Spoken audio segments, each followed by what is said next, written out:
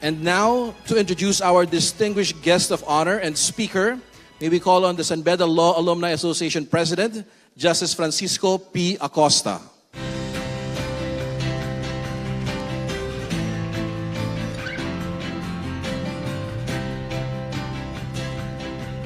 It is my distinct honor and privilege to present to you the President of the Philippines, Mayor Rodrigo Roa Duterte.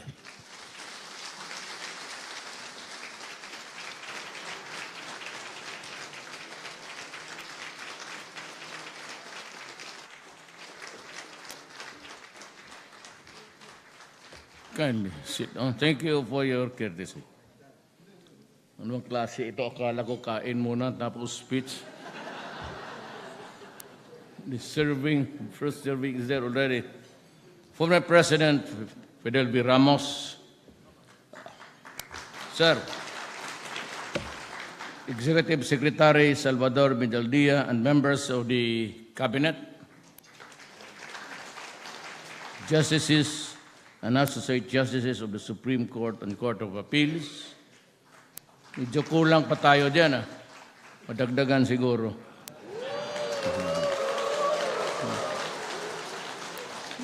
Bilangin ninyo yung nag-retire, pati yung namatay. Let me know. Naman, it leaves a bad taste in the mouth, but I should know ano ang bakante dyan. Retired Justice Francisco Acosta, President of San Beda Law Alumni Association. Attorney Avelino Cruz, Sir. Attorney Benedicto Malcontento, President of San Beda Law Batch 92. Yung mga kaklase ko, ayaw ko nga tignan, puro matanda na, pati ako na dada.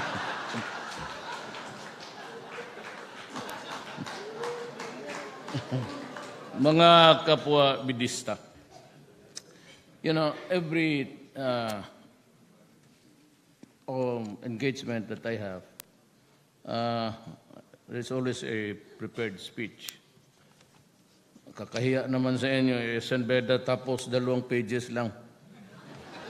So, I would just like to read the remaining, the penultimate paragraph.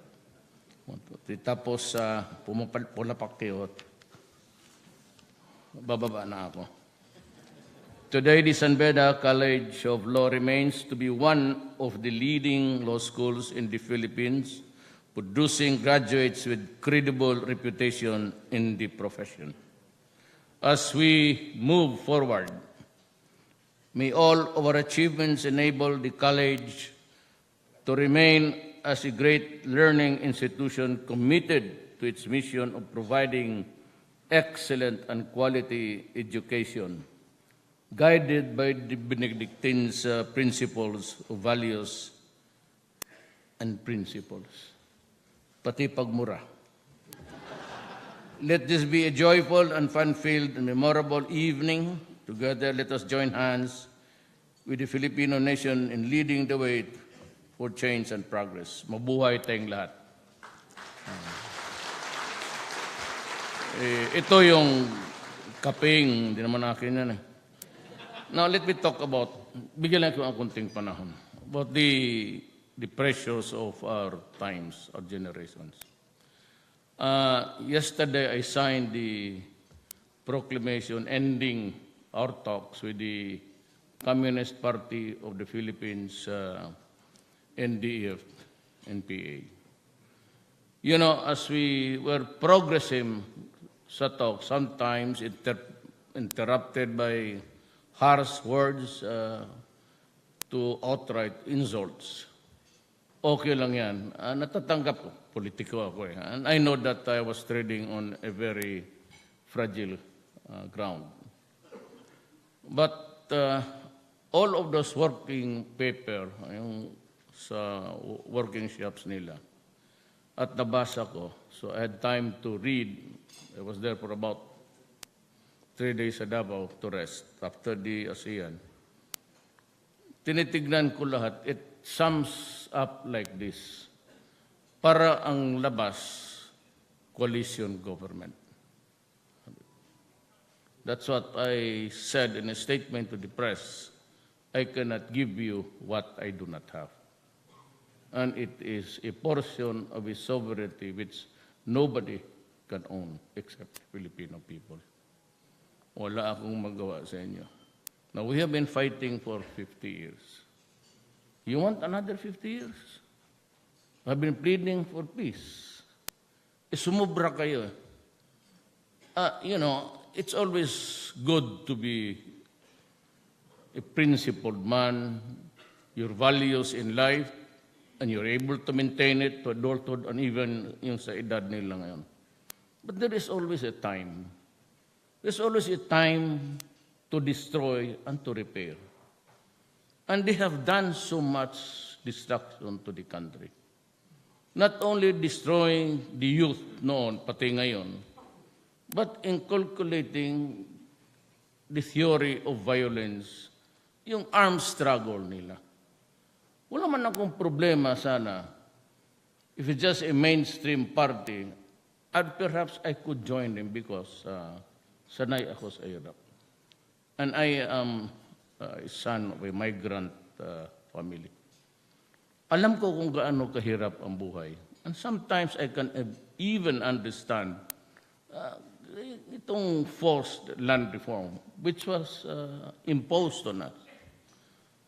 At on this side, masakit lang sa akin kasi yung proponent mismo was not a part of the entire gamot of the land reform program of the government.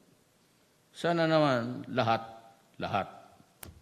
But you impose this on one sector and maybe sabihin mo yung mga taong mayayaman, but that is not a good reason to exempt yourself.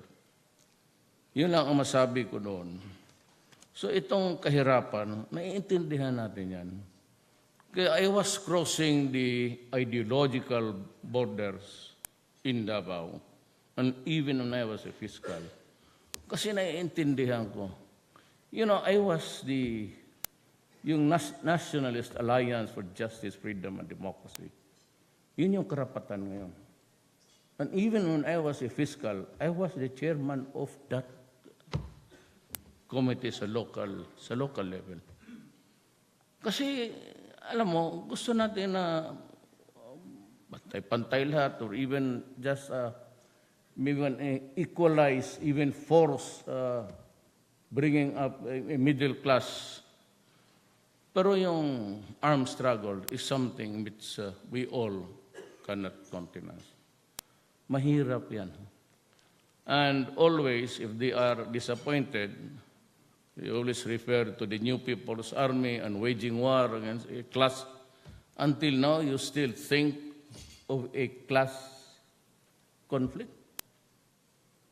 Sabi ko, nung binasa ko lahat, sabi ko, cannot. So right away, para hindi na tayo magsayang ng panahon, I called Bebot Belio and Doresa. And I told them that I am no longer interested to pursue the talks with the NPAs. Umuwi na kayo dito. At walang mangyayari dito. Even if we talk for 1,000 years, we can never reconcile our values. No. Ako, may kunti ako. But sabi ni Juma Season, you do not have a monopoly of socialism. But maybe I can grant I am not a member of the Communist Party of the Philippines. Pero kung sabihin niya na, ito si Duterte, hindi naman talaga ito socialist. Well, you are entitled to your own opinion. But the fact is, we cannot ever agree on the so many things that you demand of me. Simple. Hindi akin eh. How can I agree with you things that are not or I can never agree to? Magsasayang lang tayo ng panahon. And always that armed struggle of theirs, yan ang pinagbibida nila eh.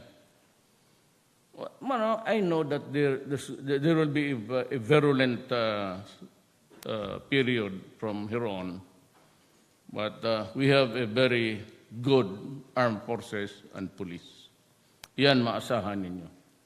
I intend to build a strong armed forces, pati police. Kasi pag hindi, kaya-kayahin lang tayo.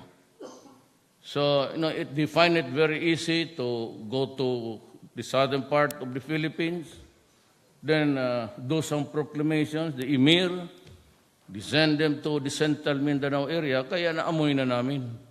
The something is in the offing when you gusto mo iparking yung the so-called emir, si Kapilon. Ayun ang mayara pag... so I want a strong military and a strong police in the days to come.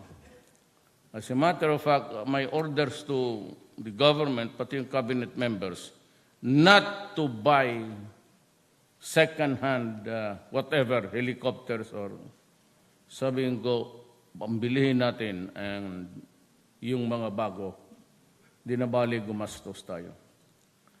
That's one. Ang medyo expect a more violent activity of all sorts. And the never-ending problem of extortion. Every day, sa TV, makikita mo sinusunog yung mga burning vehicles there of companies failing to pay the revolutionary tax. Sabi ko, kung ganito lang naman ninyo, stand down or whatever, and in the meantime that we want to talk, hindi pa akong pumayag na or we are talking already, and then you continue with the plunder of the country. Bakit? Magbarilan na lang tayo.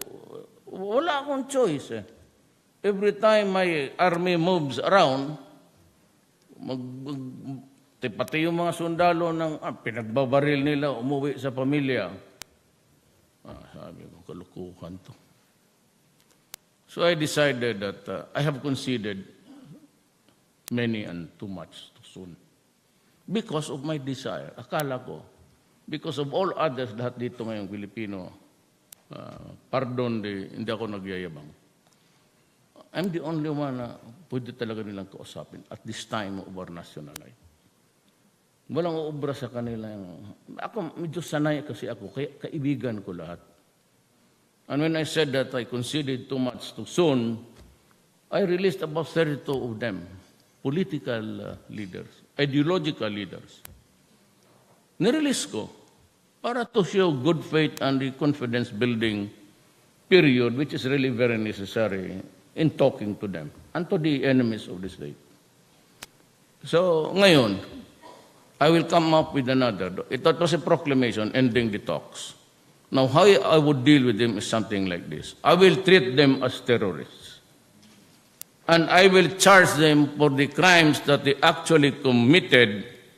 Itong rebellion, in the true sense of the word, is just a characterization of what do you want for your country.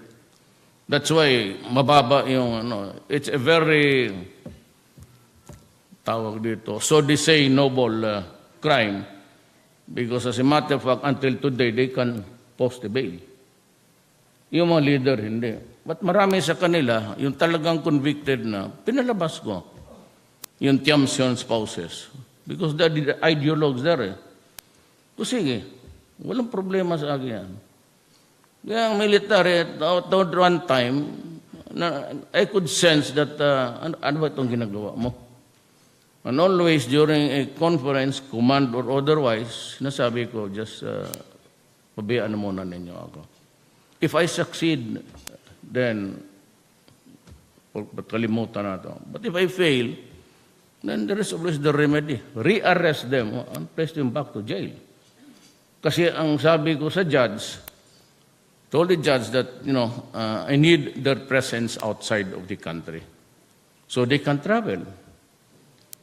Ngayon, pag uwi nila, sabihin ko talaga sa military, hulihin mo na. Right at the airport. And if Juma season comes here, I will arrest him.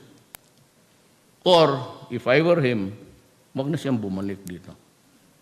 Better still, I will not allow him to enter his native land. And that is a very painful experience, especially if you're dying and you think you should be buried in your own cemetery in your hometown. If you die in another country and you are burned there for the cremation, pati ang aso mo, hindi ko na kalukuhan. Nakakainit ng ulo eh. So these are the things which I cannot go into a coalition or even surrender a little bit of that sovereignty. And that is why the word sovereignty has done a lot of quarrels para sa akin. Because I'm so sensitive about conditions, conditionalities, and the fact that some are criticizing actually just with blind obedience like dogs. Kilala naman yun ako. Kailan pa ako nagmumura? Bagay, madalas, pero not in a crowd na. Kasi galit ako. Bakit ganun? Human rights. Did it not occur to you na ang dala-dala nila palagi, whether it is 4, 7, or 10, sabi nila, killed extrajudicially. Now, ito namang mga locals dito, with all their bias and everything, actually that's an election issue. It started in Davao. And is my friend already. The wife is my relative. Yan ang issue noon. When I became mayor, galing kasi ako sa pagka-fiscal. So sabi ko na learning the ropes, pero alam ko na, kasi yung tatay ko, once upon a time, the governor of one Davao only. So I get to have this thing, medyo alam ko. Kaya sinabi ko when I became mayor, then kilala ko kasi ang left. And I must admit, and I have to concede, that they really cooperated during my time as mayor. Wag natin, I would be a liar to condemn them at that time. Talagang they cooperated, so they went out of the city upon my behest. So umalis muna kayo so that I can concentrate on the growing headache, not scourge at the time, pati yung mga kriminal. Because junction ang syudad ko eh. Ang Mindanao. Alam mo, maghanap ka ng kidnappers, hold-uppers, lahat nandoon. Pati multo doon, nagnanakaw. Lahat ng kalukuhan sa mundong ito. Kaya sabi ko, dito ako. Then I came up with a statement. Do not destroy my city. I am not a policeman, I am not a soldier, but as mayor, I build a city. So ginawa ko, na kayong lahat nakapunta naman ng Davao. Look at Davao. Tingnan mo ngayon saan ka dito makita ng syudad na maglalakad ka? LA? No. New York? May nakarang yata ito. Naging mga assemblyman. There is a street there, talagang sasabihin sa'yo, huwag kang pumasok dyan, hindi ka na makalabas. And that's a very silly. Kung ako ang mayor ron, mainsulto ako, ha? Mayroon dito? Noon sa Davao, ngayon maglakad ka baski saan. Kasi, nakalimutan ko ang rason bakit. Yan ang problema. Kasi ganito, and it is the reality of our times. Ang mga bata, yung new generation, walang takot sa sanctions ng batas. Nawala eh. Tayo noon, takot talaga tayo.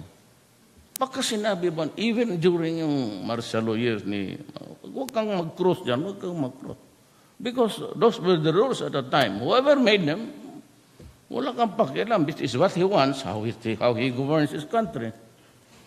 Ako sabi ko, umalis kayo dito because I hold it as an article of faith that progress and development can never occur unless there is peace.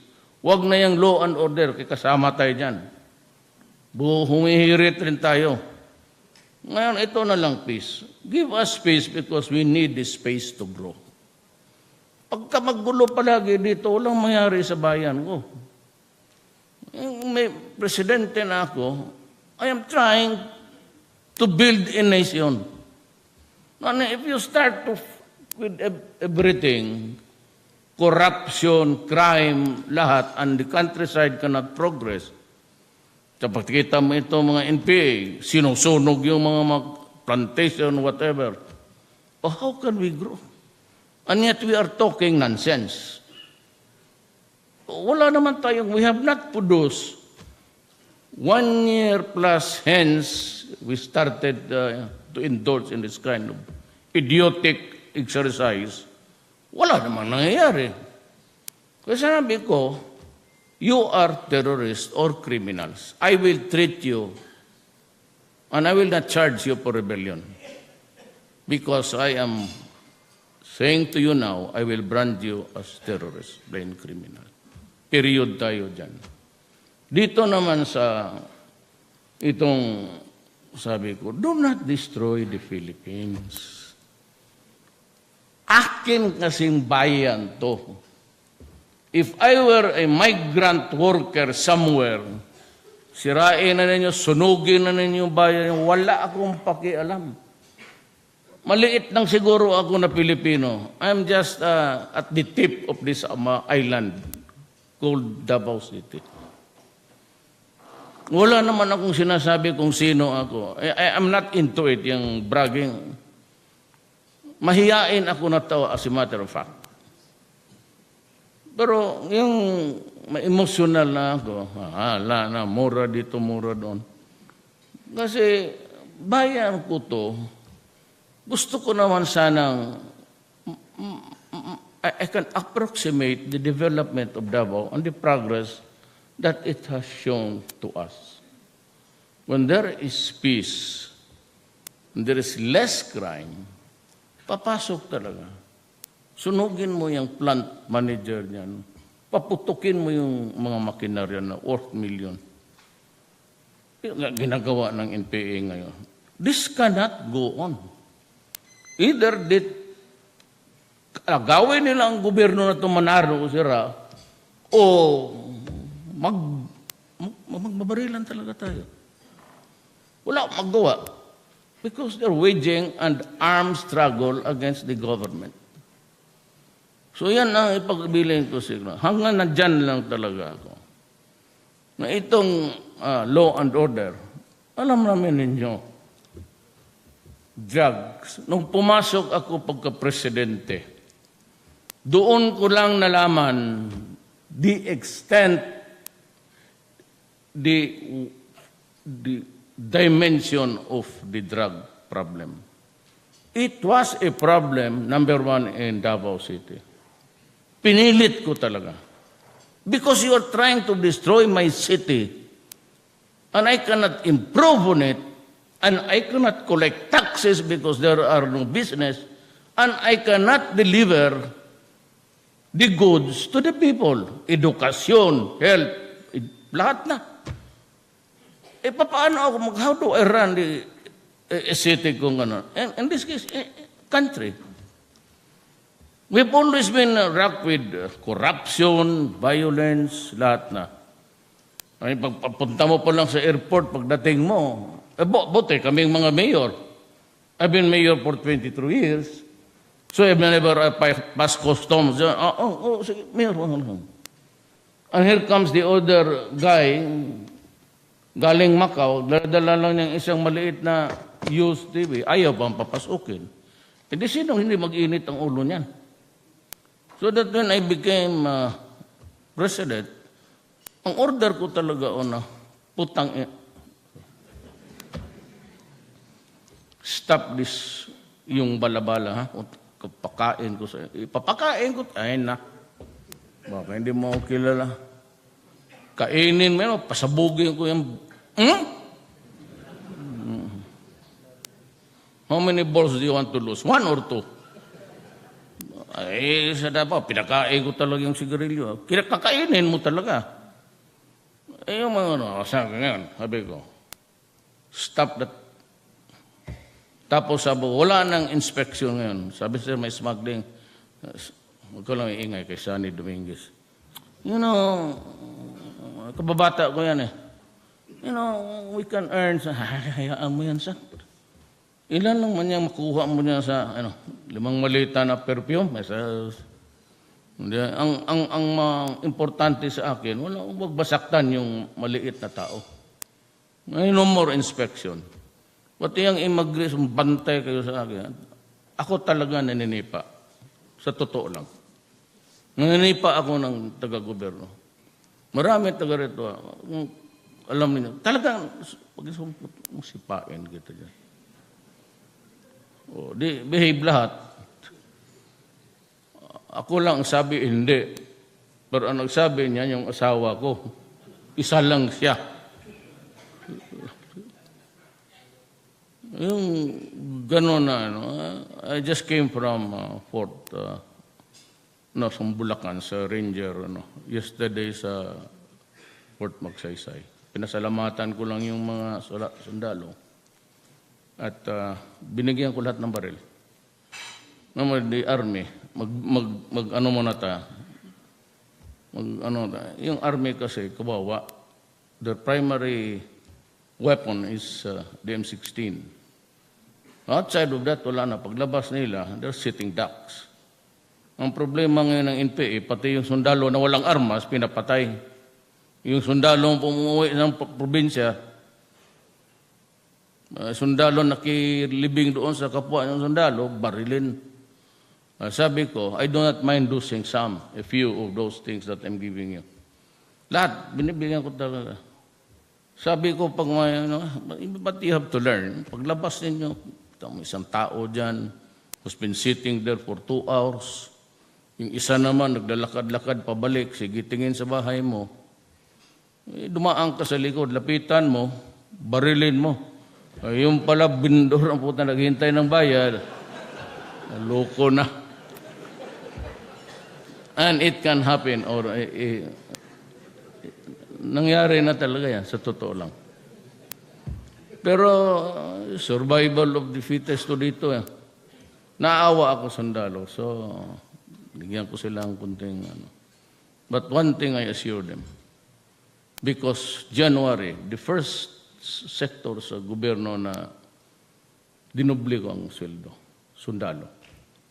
At alam mo bakit? That was at the start of the year. Now tell me now, kung nag-increase ako ng sweldo after Marawi, anong tingin ng sundalo sa akin? Kaya at the start, sinabi ko na kay Bong, dublado na ang sweldo sa lahat ng police pati military.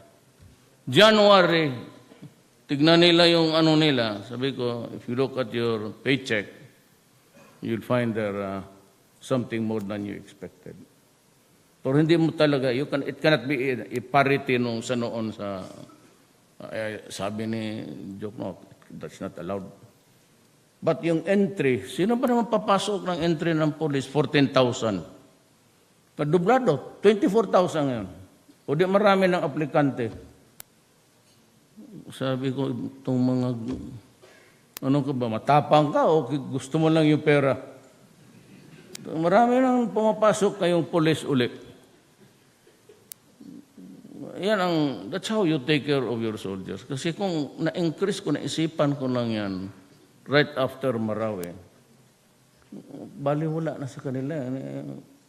Namataya na. They won a hard battle. Ako naman, papakitang, that I am with you. Kasali tayo dito. Kaya kung I've been there, nagtitake off ako ng Marawi ng gabi. Diyan sa kampo ng coconut. Ito pag nabunggo, to na si Robredo na talaga ang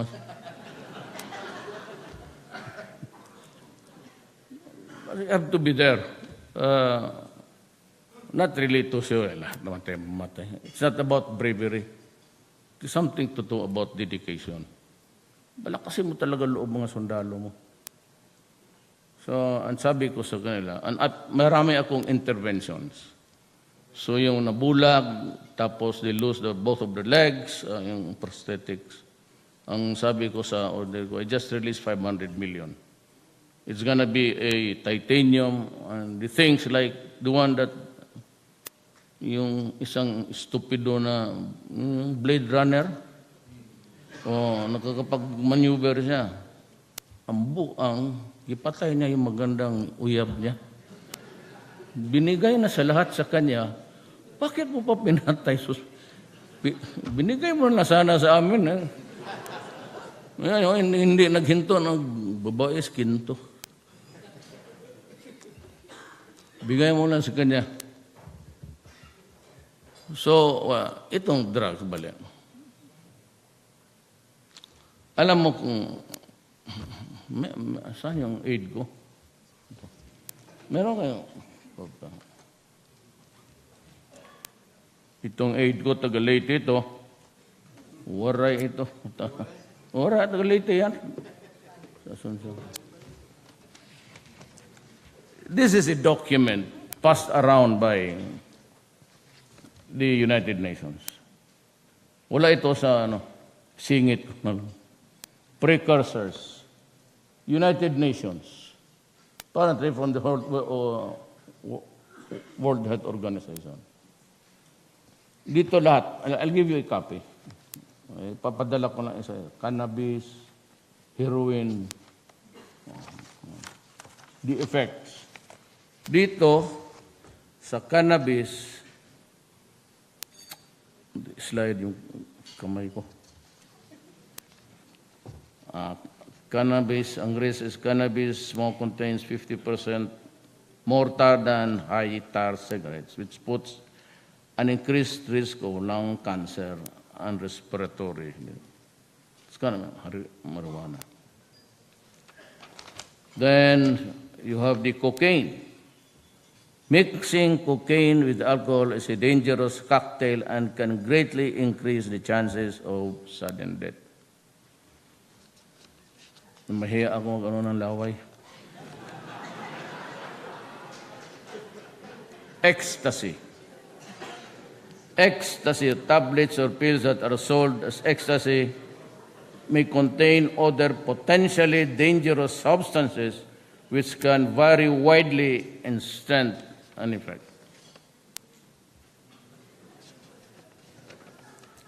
Heroin uses risk overdosing on heroin, mga artista, lubod, which can lead to coma and death through respiratory depression. Ganyan yung mabuti, ha? LSD.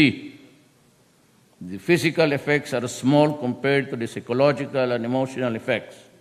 They include dilated pupils, increased heart rate, blood pressure, loss of appetite, sleeplessness, dry mouth, and tremors. Methamphetamine. Sa kanila ito, ha? Greatest risk.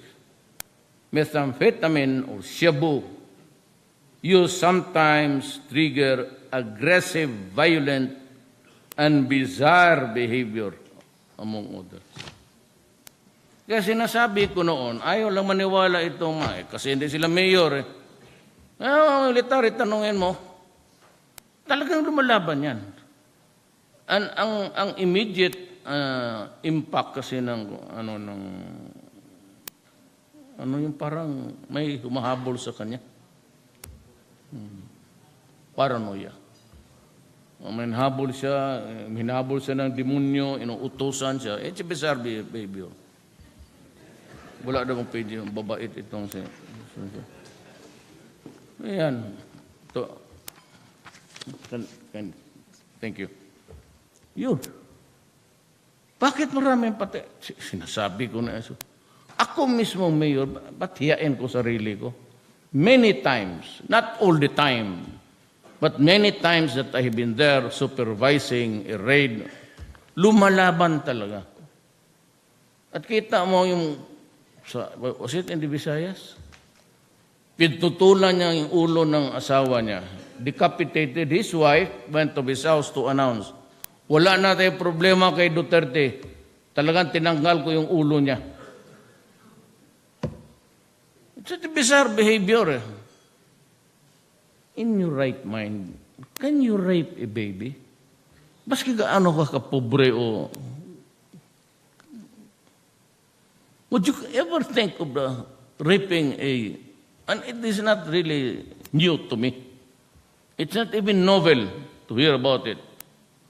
Because ako minsan, 18 months old, in a party sa pamilya, December, yung reunion, may kinuha niya yung bata, tapos ito palang pamangkin ko. So in the merrymaking, in a Christmas Eve, medyo, ikaw, kumusta? Nawala.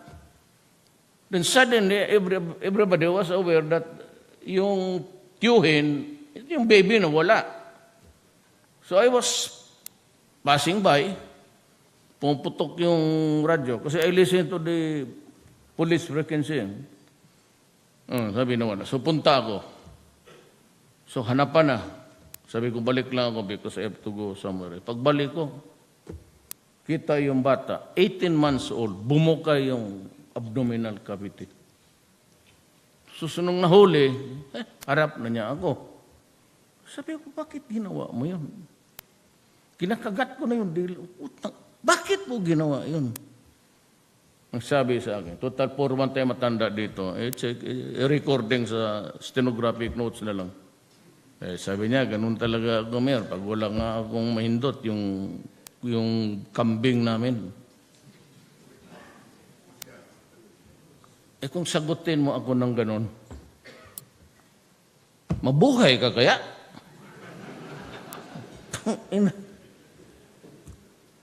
Ganun ang isagot mo sa akin?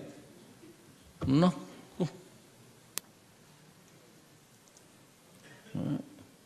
Nakita mo yan. Galing, empleyado sa bangko. Hindi lang nabuksan na, hindi marinig yung katok kasi ulan eh.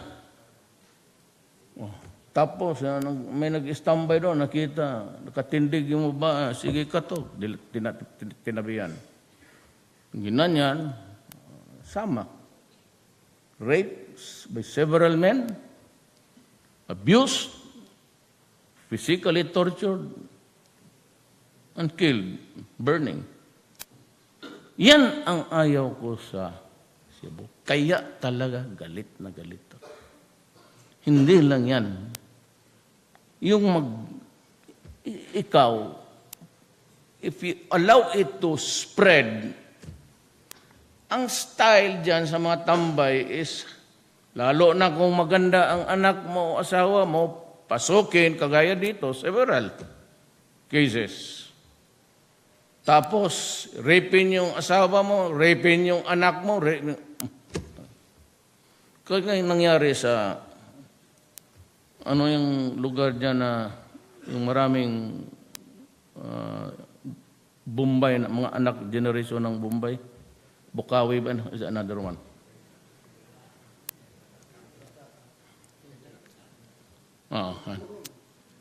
Yun. Yung nang-rape na pinatay niya yung 3. Tapos na, doon siya tumakbo sa Davao. Doon siya nahuli. Malas niya. Sabi ko, bakit mo na-rape yung... Nung nakain mo, ba't niyo pinatay, ni-rape pa niya? Na-rape na lang sana niya. Kasi yung pamilya niya, mayayabang talaga. Gusto mo yung mababait. May alam ako. Pero, ngayon,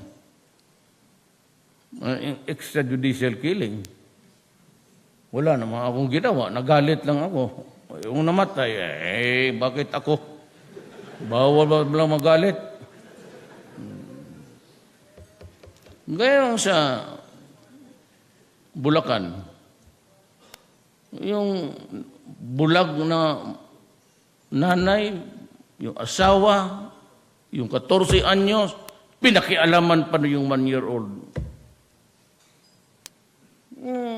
Ganon rin.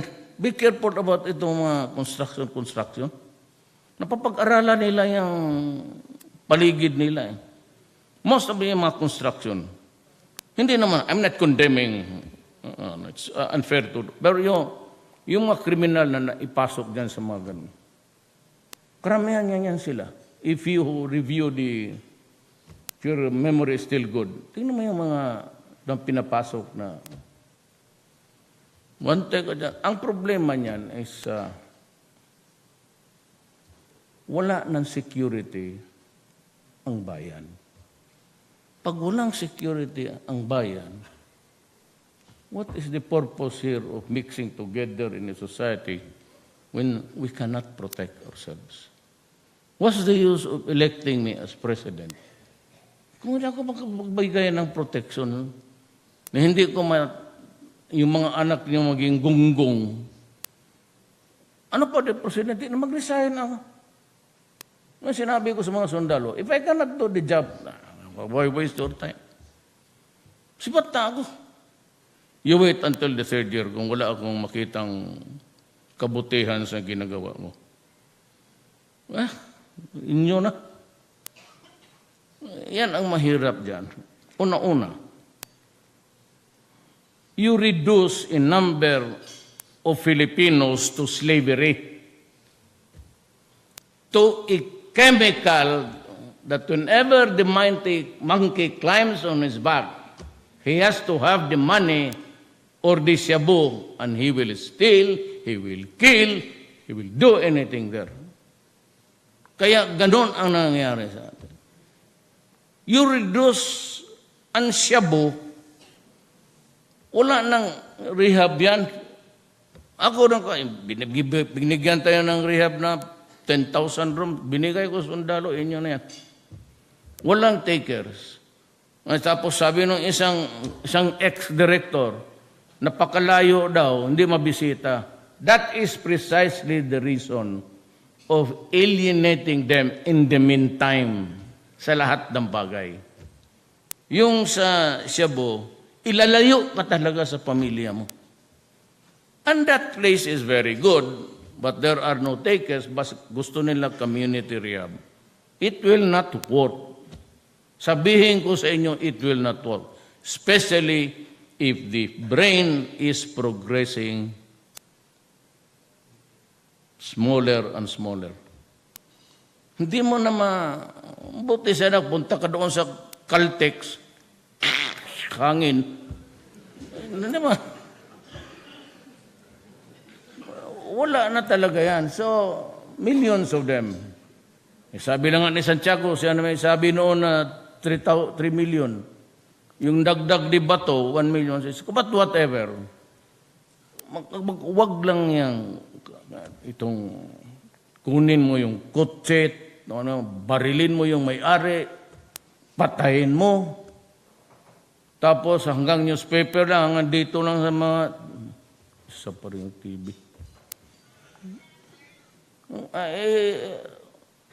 Hindi ako ganun. Pasensya tayo. Ganun ang ugali ko. Hindi ko talaga matanggap yung drugs. Pati itong sa economy, okay naman. Pati dito muna tayo sa drug. Marami pa akong gustong sabihin sa iyo. Ganito yan, puro man tayo abogado. Inom muna akong tubig ha. Sandali lang to.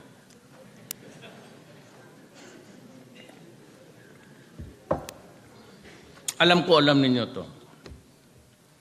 Drugs or the operating syndicates dito cannot function as well as they want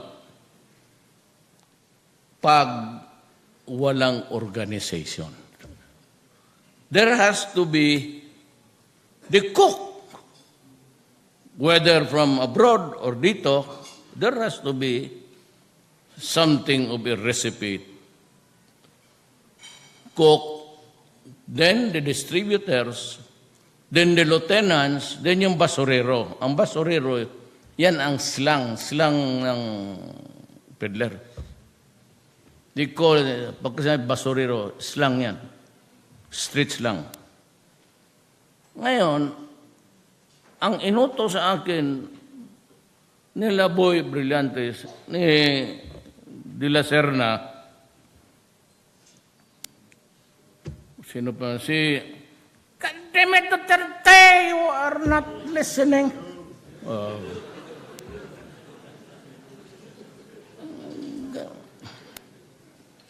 Sino ba yung classmate natin? Basta pareho kami. Tindig rin ako. Tapos kalimutan ko nga sandali. Sabi niya, I did not call you, God damn it. I called si, Hindi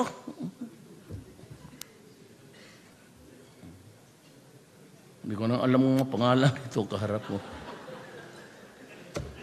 Hindi, sabi ko, Sir, I did not hear my name called. Because you are always talking there at the back. Come here. You sit in front.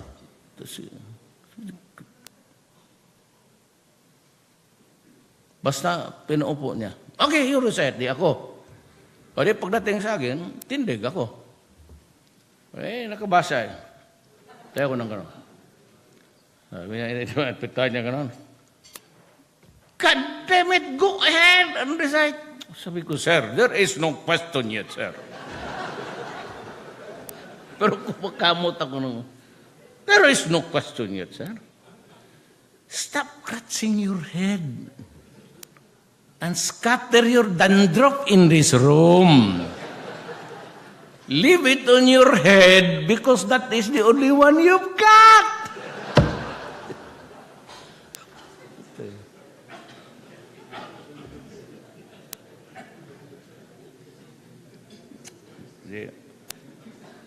May patay na si Solidon mo.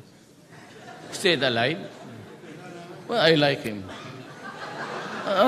Alam mo, totoo lang, remedialo, chicken, puno, chicken.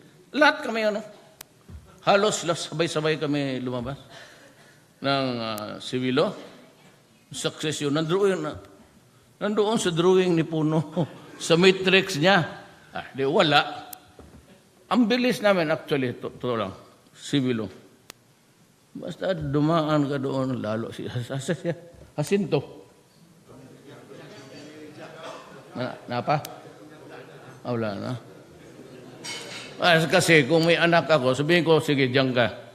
Pag hindi ka na abogado. So ito, I'm telling you, it is impossible. Ito na lang. It's impossible to operate a shabu business if it is not organized. Kasi kung walang distributor, walang pabili nito. Kung wala namang cook, anong papabili itong mga to? It has to be an organized thing. Ang turo sa akin, namin sa law, the act of one is the act of all because it is a conspiracy, always. An organized crime is always a conspiracy. And the liability of one is the same for all. So if you are declaration perpetua ka.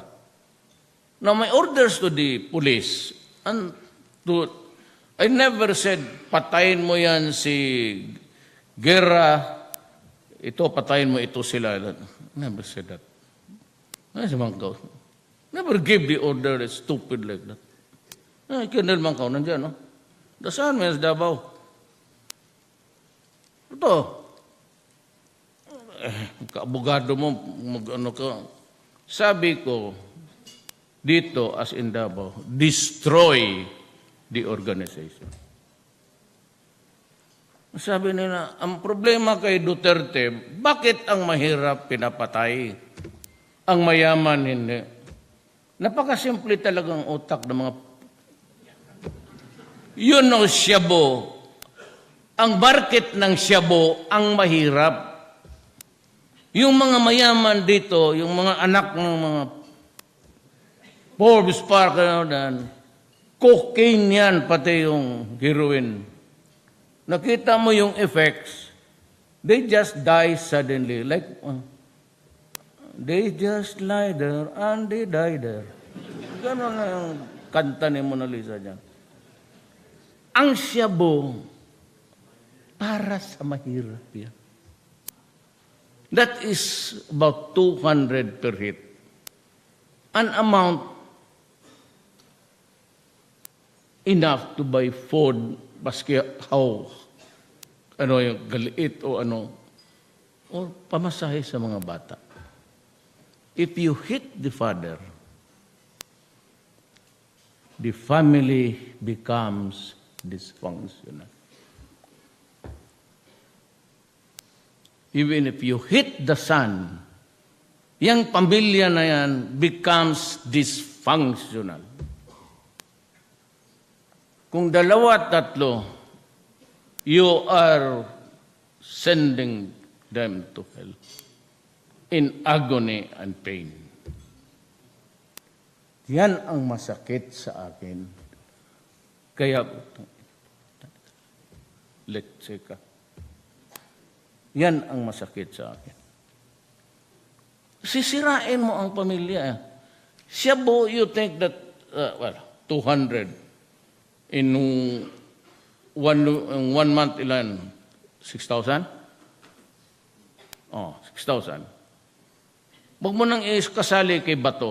Times it 3 million at 6,000. You'd arrive at a figure of 216 billion industry destroying the Filipino. 216 billion na hindi mga tayo, hirap tayo butit, nagbayad itong mga may utang, bantay kayo. Wala. Panahon ko bayad. Aski sabihin mo, kaibigan kita, you're fired if you are dishonest. Wala akong ano dyan. I can be your friend. I can even be, in other things in life, I can even kill for you. Cuidar for you. Pero yung sa pagdating ng bayan, pasensyahan talaga tayo. Pasensyahan talaga tayo. Wala talaga tayong pwedeng pag-usapan dyan. Yan ang ano. Na ito isa. And I will end this talk with a very sad note. There are millions of Filipinos working abroad. Lumabas yan ng bayan kasi mahirap. Minus the Shabu, forget the Shabu. If the mother goes to Saudi Arabia for years to work, to be able to send money for the family, for school, and sustenance. Pag walang asawa, itong gagong to, maghanap to. Pabuntisan niya yung kapitbahay niya. Ito naman ang nanay, kung maiwan ang nanay, ang tatay ang pumunta ng somewhere. Ito, because of biology, simple, maghanap ito, lalo na pagbata pa. It's a reality. Huwag na tayo magbulahan dito. She will be tempted, lalo na yung neighbor. Walang asawa niyan, matagal na hindi umuwi. And about maybe 80% or so come to body heat. Biology yan eh. Ngayon, itong asawa sa Kuwait, ito sa Saudi Arabia. Automatic yan, wala na yung pamilya. Iiwan itong bata na ito sa lola, sa kapatid. Lalaki ito na walang tatay pati nanay. Ngayon, itong mga animal na to, titignan nila kung sino yung may pera. Maghanap yan sila dyan kung sinong may pera. At malaman niya itong bata na ito regularly receives money Yan ang hanggang bibigay, didikit na didikit yan. Parang kahoy na pinapainit mo ng gusto para may apoy. Hanggang, now, okay lang yan. Sad, very sad. Alam ninyo, and almost every month, may 2-3, lumalabas yan. Filipina, naglumulokso sa bintana, nagpakamatay. May Pilipina, nagsuicide, hang herself.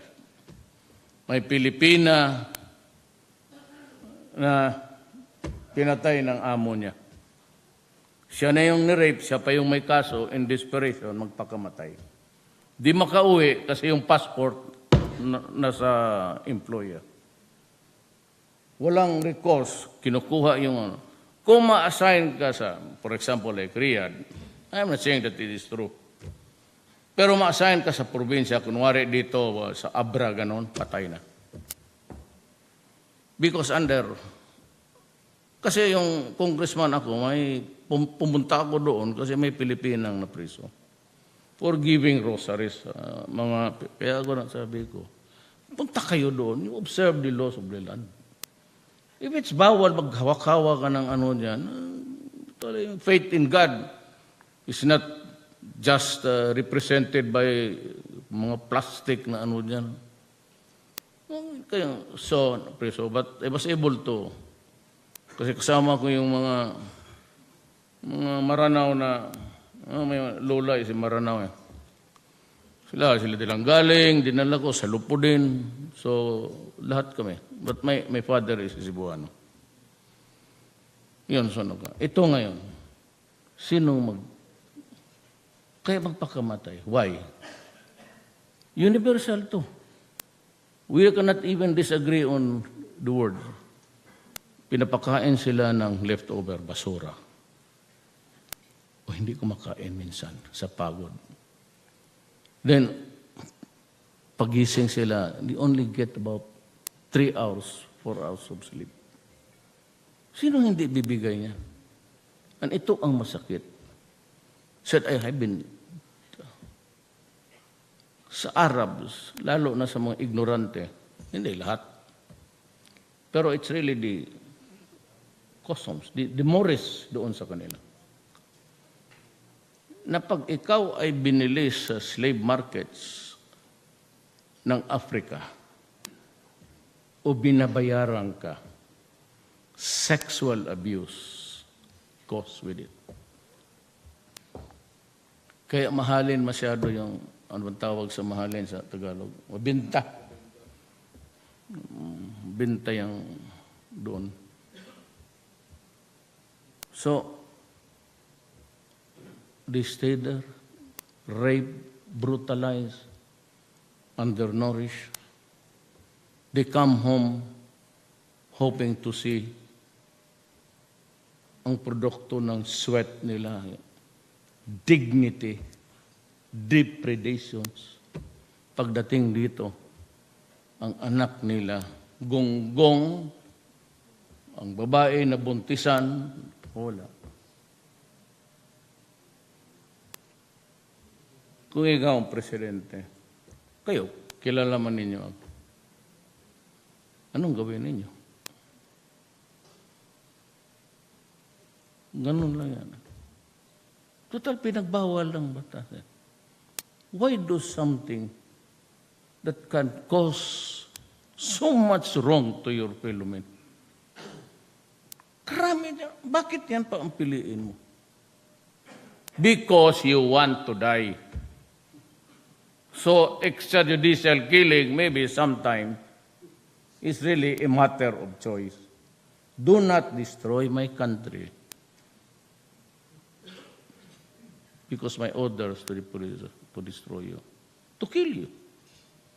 Do not destroy the only worth. Kaya kami pa naman dito, hindi masyado sabihin mo makwarta.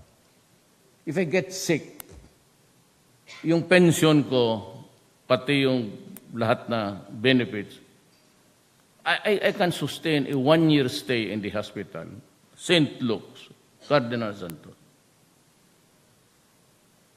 Police, yung empleyado natin, yung walang insurance, what is their only hope in this planet? Anak nila. They are hoping na for those na nasira ng against hope, na paglaki nila, sila yung susubo ng lugaw ko. Ang antibiotics ko, ang oxygen ko. Magkano lang ang dinagdag ko sa senior citizens? Yan, magpasok ng 50 years old, hypertension, diabetes, kidney, erectile dysfunction. Lahat na yan. Sir, bula tayo. Magkano ang pensyon mo? 1,000. Magkano ang Viagra? Di 400. So once in a blue moon ka dyan. Not because with Viagra you can sustain. Maybe not as... pero, ayan naman yung kaligayahan natin eh. Ano pa ba? Di, mamatay na lang. Wala. Totoo. Tindig-tindig ka dito, presidente ng Pilipino.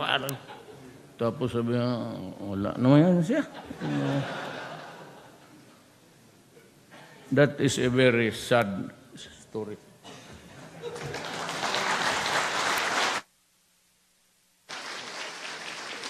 Thank you very much, Mr. President, for your inspiring and insightful message.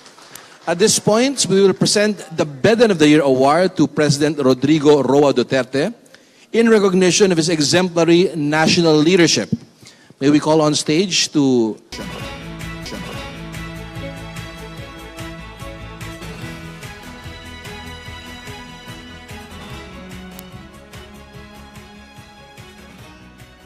And now, to introduce our distinguished guest of honor and speaker, may we call on the San Beda Law Alumni Association President, Justice Francisco P. Acosta.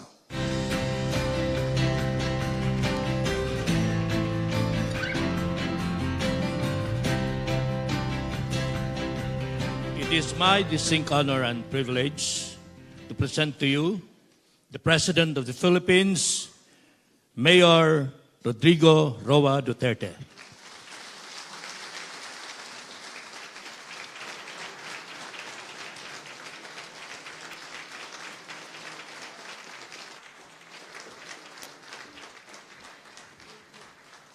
Kindly sit down. Thank you for your courtesy. Anong klase ito? Akala ko kain muna tapos speech. The first serving is there already. Former President Fidel V. Ramos,